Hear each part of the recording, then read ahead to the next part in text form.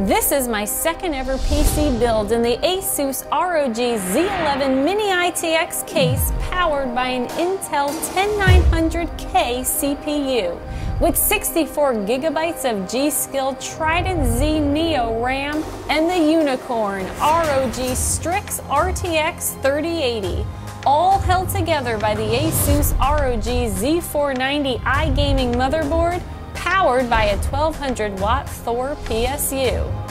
But is it any good? But before we figure that out, in celebration of ASUS PC DIY Day, I'm going to show you the step-by-step process on how to actually build a PC.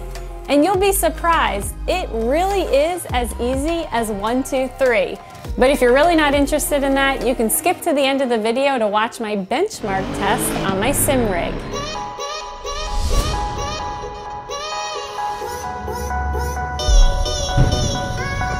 First, we're going to start with the ROG Strix Z490 iGaming motherboard, and we're going to mount the CPU.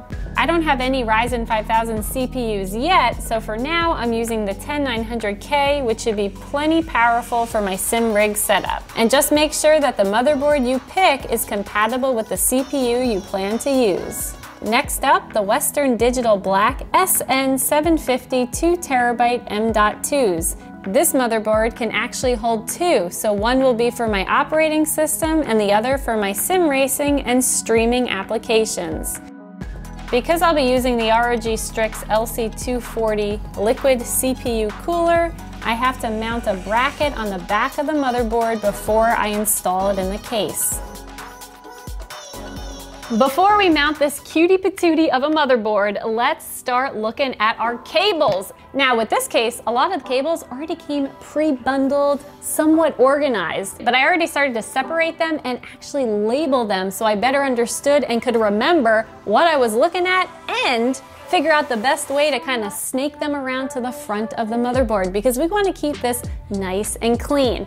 Another really cool thing about the Z11 case is that it comes with fans mounted on the top and the bottom, and two already come connected, which is great.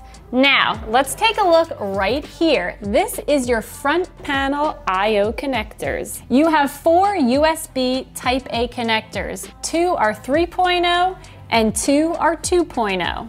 1 USB Type-C connector, here's your audio, and up top is your power button and reset switch. And some of these are actually labeled, which makes it a little bit easier. So this USB corresponds to that. This is for the audio. This is for the USB Type-C right there. This big guy is for USB 3.0. And then you have your power, reset, LED plus, LED minus. So now we know what these cables are, so let's work on matching them to the front of the motherboard. So once this is mounted, this is technically gonna be more towards the bottom, and this is gonna be on the side. Let's figure out what goes on the bottom. This goes here, your power reset. This is your USB Type-C, and that right there is your USB 3.0. Now there will be a few others that we have to plug in, but we'll get there. Along the side, our graphics card is going to slot in here, but right there is going to be your USB. There will be the audio, and then here, which I haven't yet shown you, that's your Aura adjustable RGB connector. I'm going to mount the motherboard first before I start plugging anything in. So you ready? Let's start plugging these babies in. I decided to use this white cable extension from CableMod, which I attached to the USB 3.0 plug to make it a little bit easier and it's not as tight. We're getting there, this is getting pretty exciting, but we got this guy right here, the fan header, which comes from the extension hub in the back. And there's actually 3 spots on this motherboard that it could slot into. 1 by the graphics card over here, which it's getting a little tight, and then 2 over here, one of which will be taken up by the AIO. Now you'll notice this case has an extra USB cable back here. This particular motherboard only has one 9-pin USB 2.0 connector, so I had to make a choice. I decided to give up use of these 2 down here so I could have power to this extension hub. So if this motherboard had 2 9-pin connectors, I'd be able to power both. Actually, let me grab, where's the big kahuna? Like this one that I put in my Threadripper build. You got plenty of options. I think there's at least 3 9-pin connectors on this board, maybe more. Now for the graphics card, I am super excited about this. This is the Strix 3080, and the fact that it will even fit in this case is crazy. If this were any bit smaller, I don't think it would work, but it's gonna fit. It might be a tight fit, but we can definitely get it in there. So here's the Strix LC240. This is the CPU water cooling system. You may hear it as an AIO because it's an all-in-one system. This plate sits on top of the CPU and has to make full contact. On the other side, you have your pump and then the radiator, which we're actually gonna attach 2 fans to. This already comes with thermal paste on it, so you could just pop off the plastic and stick it on. But because I've been filming with it, I've definitely disrupted the paste a bit, so I'm gonna clean it off and reapply a fresh layer. The great thing about this is that you can water cool your CPU without having to do some crazy custom water loop setup, kind of like I did in my Threadripper build, which is so much easier and you still get great performance. But first, we gotta attach these fans. Now you can't just smack these fans on in any direction you want. So I got a quick little tip for you. Come here, look at this. Look at the point of this fan. You see how it goes inward a little? That means the air is pulling in. This is the direction of the airflow. This is the direction that we want. So the fan has to be installed that way. If we installed it the other way, the airflow would be coming this way. We don't want that. We want this way. Does it make sense? The other thing, pay attention to your wire. You don't want to install it like this and have this cord dangling in the front, so we're going to turn it so it's facing the back. 5, 6, 7, 8. Ooh, we're getting close. This is exciting. Before I finish with the AIO, I need to install this Western Digital Blue 4 terabyte 2.5 inch SSD. So for this, you're gonna need 2 additional cables, a data cable and a power cable. Initially, I thought I was gonna have to attach it to the outside. That's why I ripped off the blue sticker, but it's gonna work just fine like this, and it's gonna tuck away some of those cords. This is gonna be my extra storage for when I wanna save my races, streaming stuff, designing custom liveries. I don't know if you saw, but I designed a custom Asus livery. It has Andie's face on each door panel. It's super fun. I've been using it in all my races. So now that I pulled through some of these bigger cables, I'm gonna start working on my power supply. Now the Thor 1200 watt, it comes with all the cables you need right here. They're really nice, they're sleeved, but because the case is black, and these are also black, I decided to use the Cable Mod Pro Series. They're really great, and they come in a ton of fun colors too. The only thing though is that this 3080, it uses 3 8-pin PCIe connectors, and the Cable Mod, it only comes with 2.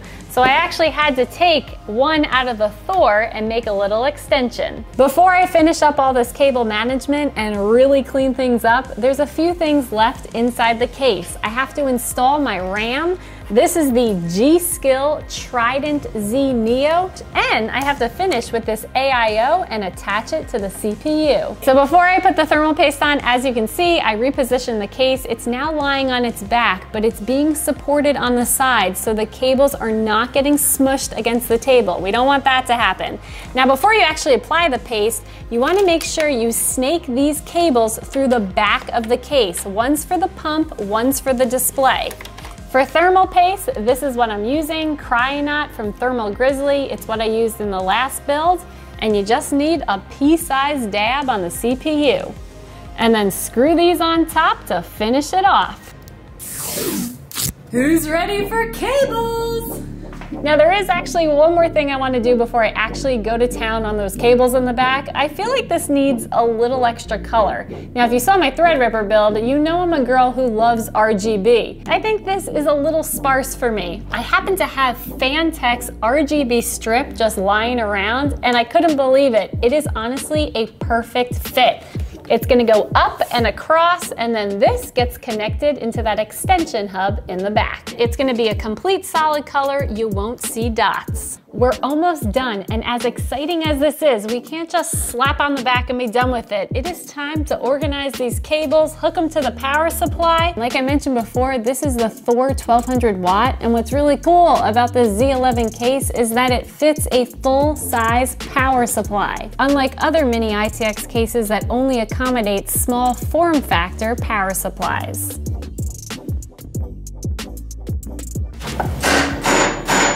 So quick modification, I went to put the power supply in and it wouldn't fit.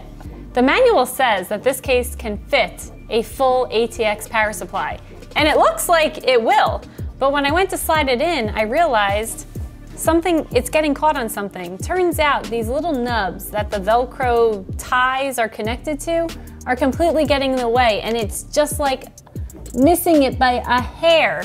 So I tried to file it down, it wasn't enough, so I had to get the chisel out. There we go. 2 down, 2 to go. Please work. Ah! Yes! So if you're gonna use the Thor 1200 watt power supply in this thing, you're gonna need to add a chisel and a hammer to your supply list. Or just use a smaller power supply like this one right here. The ROG Strix 850 watt. Look at this white edition. Woo! I would have actually used this, but it's going in a future project, so we're gonna put this to the side.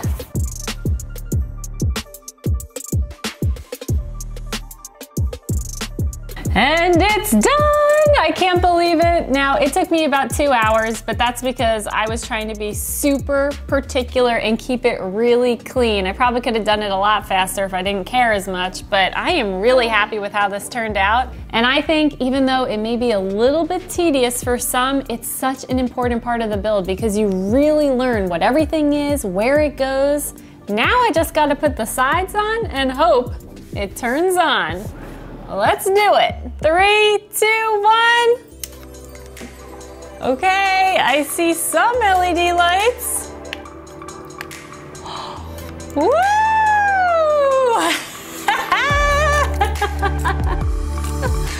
Yes!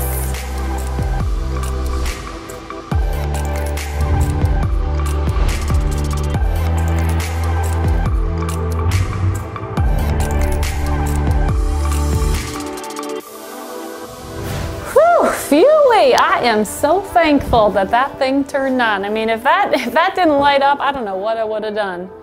I probably would have fell over. Are you ready to get put to the test? The most exciting part of the video is about to happen right now because this is going to be benchmarked on 4K gaming using my brand new sim racing monitor, the PG65UQ from Asus.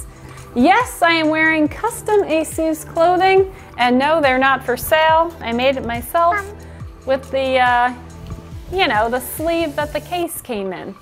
I've been asking for a t-shirt, a hat, but sometimes you just gotta improvise. But check out that sleeve. Look at that. Very avant-garde, if you ask me. And yes, the logo, it is upside down, so just do a 180. There you go, it's perfect. All right, first up, main gear rig, here we go. It's a 1090XE CPU with 128 gigabytes of RAM that has NV-linked Titan RTXs and a slight overclock from main gear. And take a look at that, the average FPS in my main gear rig, mid to high 90s, the highest being 99. And my Z11 is just straight out of the box. I haven't really learned to overclock yet, so this is just base numbers from day one of my completed install. And as you can see, the Z11 with the ROG Strix 3080 is hitting up to 117 FPS. It hit 117! Woohoo! Come here, Abby! That's more than the main gear. This is super exciting, and I love that it's a smaller profile. I plan to get a little table to prop it up on, get it off the floor where the dog hair lives. And when I really start to think about it, that main gear rig came here in like January. I mean, look how far we've progressed in a year. This level of performance a year ago, you would have had to spend some crazy money, so this is looking like a major deal. And honestly, I had so much fun making this video. I hope you found it helpful. And if you're thinking about doing a PC build, do it, because if I can do it, you can do it. And I can't wait to do another one. In fact, I'm planning possibly another holiday build coming up. Oh, and guess what? Remember the Honda? Remember that Flat Back Odyssey challenge? The winner is Desmonded! I hope I'm saying your name right, but congratulations!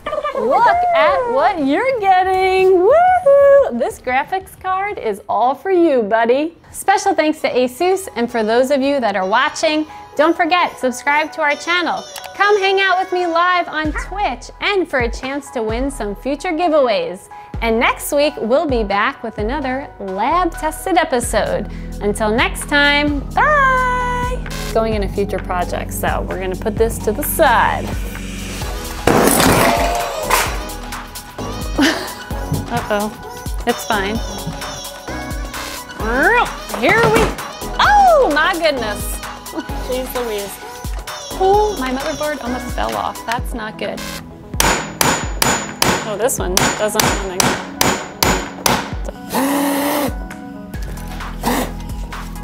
No, now I have metal flakes everywhere. It's very exclusive. The only way you can get it is if you buy a Z11 case. I think it looks better on me. It does. And it's got nice coverage. Covers the rear quite lovely.